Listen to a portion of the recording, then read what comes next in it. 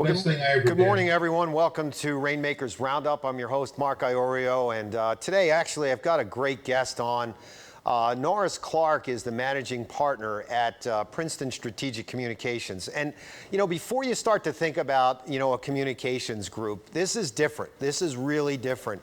Norris, welcome, first of all. Great to have you on Rainmakers Roundup. Good morning. Thank you, Mark. It's good to be here. Yes, sir. It's absolutely a pleasure. You have a pretty cool background. I ask this question sometimes, but your background is really interesting. You've had family members in the PR business and journalists. Can you talk a little bit about that? Because I really want to sort of get to a point where we talk about how you managed to get to where you are today. But really cool background. Well, yes, my story has changed a few times over the years, Mark. The thread throughout it all has really been communications. Yeah. I started as a teacher, started a nonprofit school in Cape May, New Jersey. Yep. And I'd still be doing that if the school hadn't been sold. Okay. But my wife volunteered me to a presidential campaign in 1992. And I ended up becoming a volunteer spokesperson and organizer for the most unconventional presidential campaign in the history of America. And this guy's name was Ross Perot. Yeah. Great businessman who probably the first businessman that ran for president. Yes. And when that was over, he recruited me into his company and said, "I'm going to put you into marketing." And I became a specialist in something called customer relationship management, which is a form of marketing communications. Yeah. Combining technology with marketing. And I'd still be doing that, but Ross sold his company to Dell. Yeah. And then I was recruited by a large PR firm in New York to help launch the new, back then, it was back in 2000, it was something really new called online education. Oh, yeah. Wow. And so we promoted that across the world. And then I decided it was a good idea to start my own company. And that's morphed into where we are today with Princeton Strategic Communications. Well, it's a fascinating group. I mean, you really approach things a little bit differently than most marketing communications companies or brand building companies or whatever. And we've talked about this in the past. It really is about telling a deep story, and you do it very, very well. So take us through that sort of approach and how you came to that, Norris, and how you sort of honed where Princeton Strategic Communications is today. So when I started out in marketing, I wasn't really proud of what we were doing. I didn't always feel good about what we were supposed to do. Mm-hmm. It seemed like the strategy was to interrupt people in the middle of a good game, in the middle of a good story, in the middle of a major headline. Yeah. Just the other day, every time I'm reading the New York Times and I'm in the middle of a good story, I get interrupted by some group that wants to sell me some slippers. And, it's really built on interruption. And public relations seemed to be manipulative. It seemed to be inauthentic. And I didn't feel good. The idea of spin, mm-hmm. we're supposed to spin. And at the end of the day, we interrupt people and tell people that we're the greatest thing since sliced bread, and right. They need to buy us. Yes. And that model just doesn't work. And the idea that we should manipulate people to do something is really is not the way to go, in my view.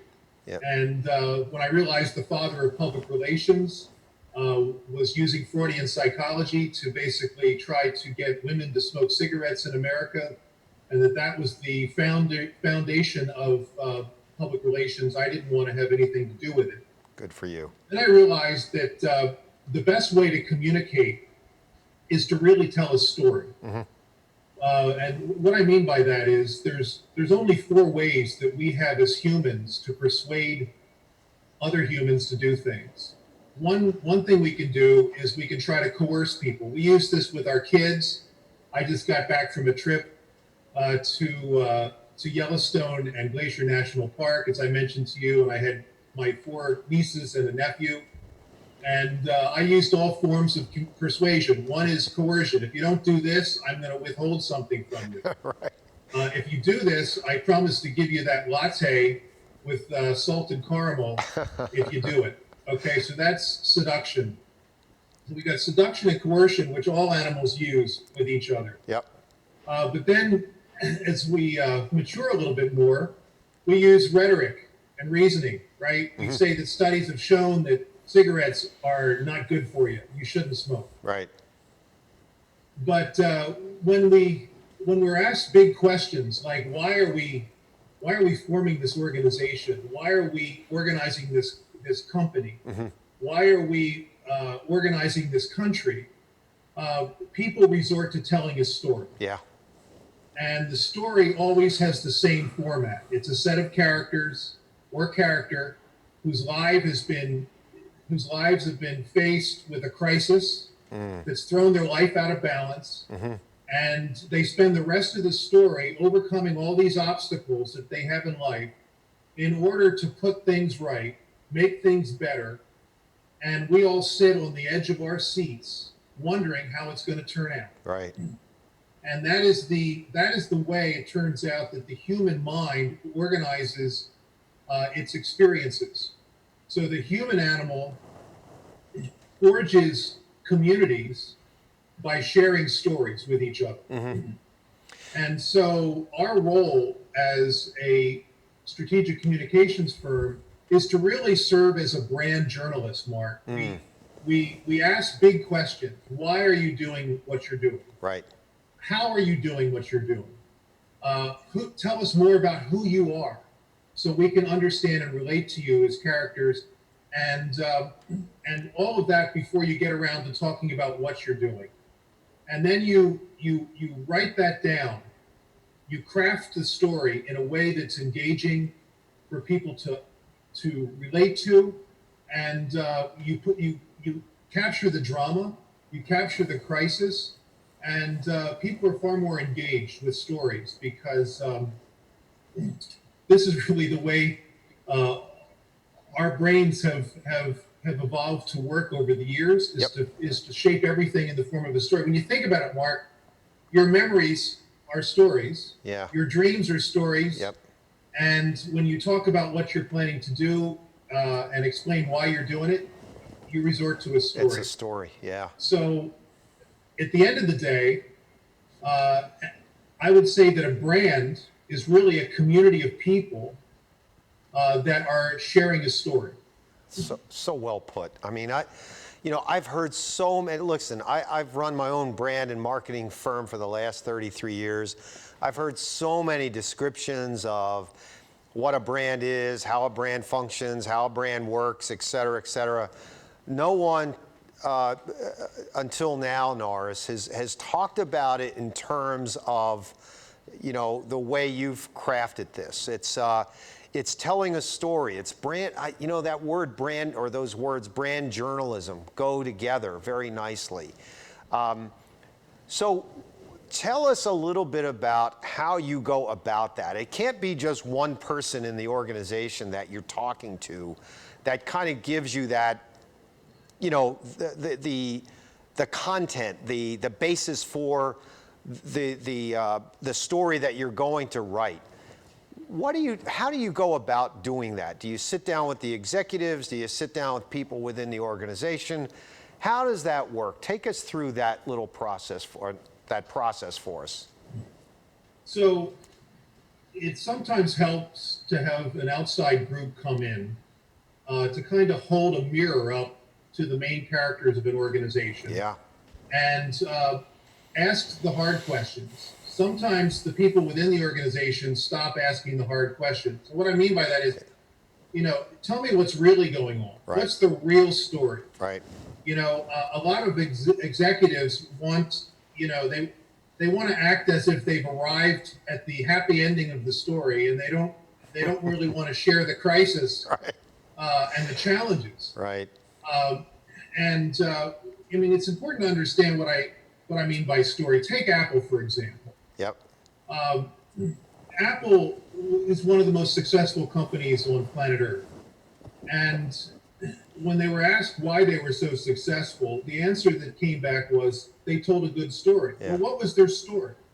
Well, Steve Jobs got up and he didn't say, buy an iPhone or buy an iPod. He got up and he said, ladies and gentlemen, we're here to challenge conventional thinking. Mm-hmm. We're here because we want to liberate you from the bondage of technology. Yeah. You're in bondage and you don't know it. And we're here to see that technology serves you. Right. Rather than you serving technology. Yeah. And then they said, okay, that's right. That's why we're here. Well, how are we going to get out of this? Yeah. Well, he said, we're going to make things that are beautiful. We're going to make things that are easy to use. Yep. And then he got around to talking about iPhones and iPods and all the rest. Mm-hmm. So he answered the question why we're here. And that's the hard question to answer. People often start by saying, here's what we do. We sell iPhones, we sell iPods. Exactly. And how do you do it? Well, they're beautiful and easy to use. Yeah. Well, why? Why are you doing this? And that's where the story comes out. And you sometimes have to probe all the executives. You have to probe everyone up and down the organization. Mm-hmm. and uncover the real story. Yeah. And then you write it down and you play it back. Like you said to me the other day, you want to make sure everybody is singing off the same song sheet. Right. Right? Yep. And so when you get the song, when you get the riff, and you craft it beautifully, you start to play it out to the outside world. Yeah. And you're sharing that story that you all internally believe in and are driven by, and you attract people to your cause, to your company, by sharing this story. Yeah. And so it worked with me. I heard the call. I felt that I was in bondage by a company that was producing software, and I was tired of rebooting. And I heard the call of Apple, and I almost heard a voice from the heavens say, we're going to wipe away all tears from your eyes, right? And I entered the Apple store, and I haven't looked back. I bought every single product they've ever made. Wow. And I believe it's made my life better. So that's it. Exactly. It does make your life better. It's, I'm not I don't have any stock in Apple, and I'm not here to do a commercial. I'm telling you that companies tell stories just like religious organizations, political organizations. Take America. America is a community of people that are sharing a story. Well, what's the story? Once upon a time, the Creator made us all equal. Yep. And then something went wrong to throw us out of equality. That equality was lost somehow. And we're on a struggle and on a quest to regain equality as a people, mm-hmm. and to create a city shining on a hill where everyone is equal.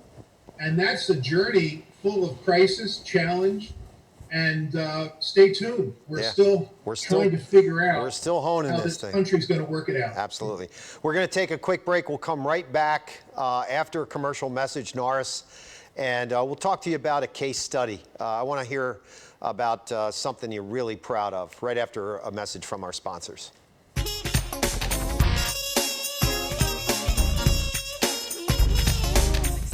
RVN TV is a platform for people of any industry to share their story. We guarantee a great experience that you'll be sharing with everyone you know while increasing your personal and company's brand awareness. But what is your brand? According to Forbes, it's a combination of your logo, your product, your design and feel, and your personality.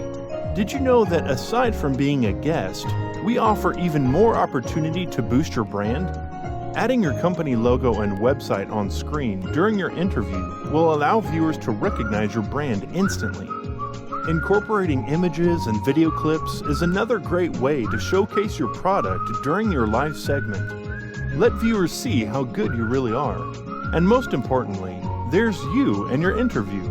For less than the cost of a newspaper, direct mail, or a magazine ad, you can leave our studio and within 48 hours have a permanent digital copy of your live segment to link to your social media, embed into your company website, or use in email marketing. Investing in your brand is so very important, and we can't wait to have you as a guest.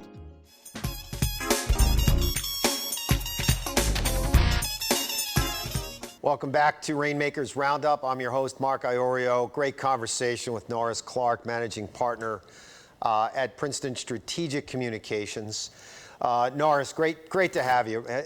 I love these conversations because you bring about a very different mindset, a paradigm thinking that otherwise doesn't really exist in the world of PR, marketing, branding, et cetera. Before the break, I asked you about maybe a case study, something you're really proud of, a client, you don't have to mention any names, certainly, that's your choice, that you're really proud of the work that you did and saw a real change, needle change in a sense, from where they were to a better spot, a greater spot. Talk about that. Happy to talk about it, Mark. And there is one particular story that of a client that will be with me for my whole life. It's a once-in-a-lifetime opportunity. And we actually won a national award from PR Daily, Reagan Communication, for this effort. It was called the Race to Yes. Okay. A group of moms from across America had children facing Duchenne muscular dystrophy. Oh yeah.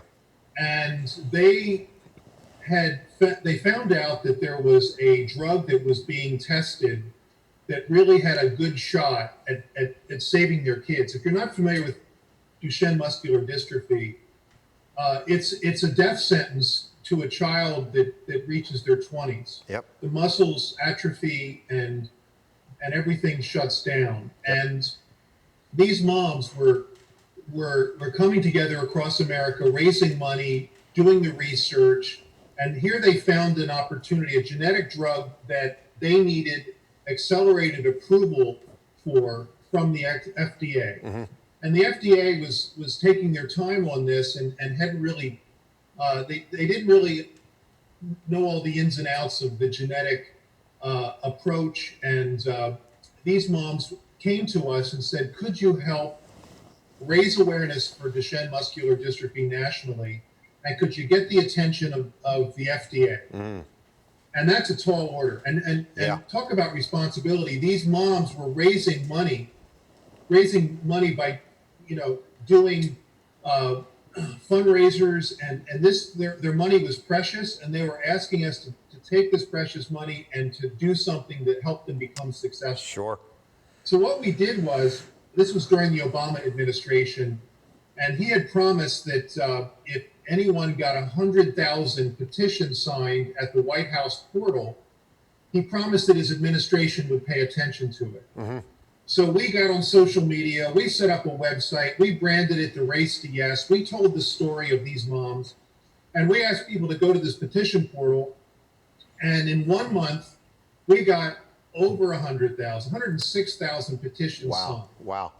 Well, that woke up the Obama administration, which tapped the shoulder of the FDA. We got a front page story on the Washington Post.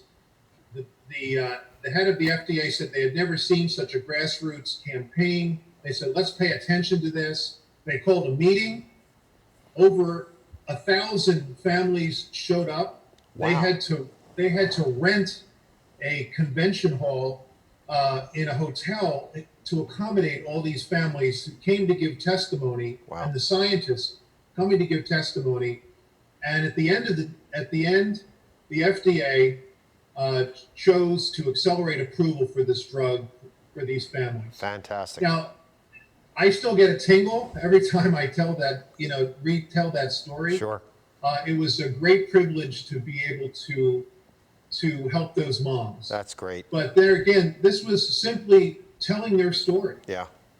right? A group of moms whose kids were facing death. Yeah. They needed approval. They needed to break down the barriers and the red tape in order to get the life-saving drug that they needed. You know, that's the FDA is like moving mountains, and to get to get their attention, boy, that's quite an accomplishment, Norris. That's amazing.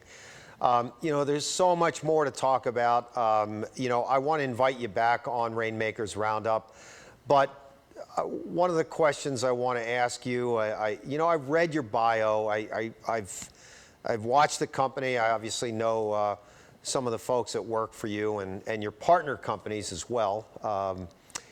Who inspires you? Where do you find inspiration? Well, I couldn't say one person. Yeah. I thought of three people that really, in different parts of my life, have inspired me. From a business standpoint, Ross Perot. I could tell you many stories about how when he found out my wife had a severe disease, he moved heaven and earth to get her to Jefferson Hospital. They don't make business people like that every day. Nope. He showed that you can be really successful in business and be a good person. Yep. At the same time. Politically, I would say Ronald Reagan, a person who had core beliefs that he stuck to. He challenged the mainstream of two political parties. Yep. He got himself elected, got himself reelected. He brought most of the country around, and he maintained civility and decency throughout. Even his opponents recognized and respected him as a good person. Yep. And then I would say, from a religious standpoint, from a spiritual standpoint, I heard Mother Teresa speak at a national prayer breakfast. Wow. And I came away feeling that I had heard the voice of God when she said, if you have a child that you don't want, please give that child to me, and I will take care of that child. Wow. I've just never encountered such love in a person. Yeah. That I felt listening and meeting Mother Teresa. Wow. So those would be three people. I hope that. Ooh, that's a real trifecta there, boy. That's quite a group of folks. Norris, Clark, I can't thank you enough for joining us on Rainmakers Roundup. Tell everyone how to get in touch with Princeton Strategic Communications, and you know, as they watch this interview, you know, hopefully come to you with their story so that you can write something and promote their brand the way you have for so many other companies. First of all, congratulations on your business. What a wonderful organization. Much. And we're over 50 professionals that are serving over 200 clients in New Jersey, New York, Pennsylvania, down in DC, and we do public affairs and marketing communications. Just Google Princeton Strategic. Yep. We're part of a group that is proud to serve so many great clients and help them become successful. Awesome. Norris, great to have you. Thanks so much. Have a wonderful and safe week, and you're welcome to come back anytime. I look forward to it, Mark. Thank you. Thank you, sir, very much. God bless you. Ladies and gentlemen, that was a great interview. You know, I love when you have someone like Norris who is, you know, he started his business. He's a family man. He's faith-filled. He's a good person. And then, you know, you take what he's done in terms of, you know, looking at storytelling. Not a lot of companies do that. They want to come in and just talk about what they want to talk about, not about, you know, sort of the heartbeat of what gets an organization to run. So great story. Look them up, Princeton Strategic Communications. They're part of a larger group as well. So that's a wrap for Rainmakers Roundup. We'll see you next week. Thanks for joining us.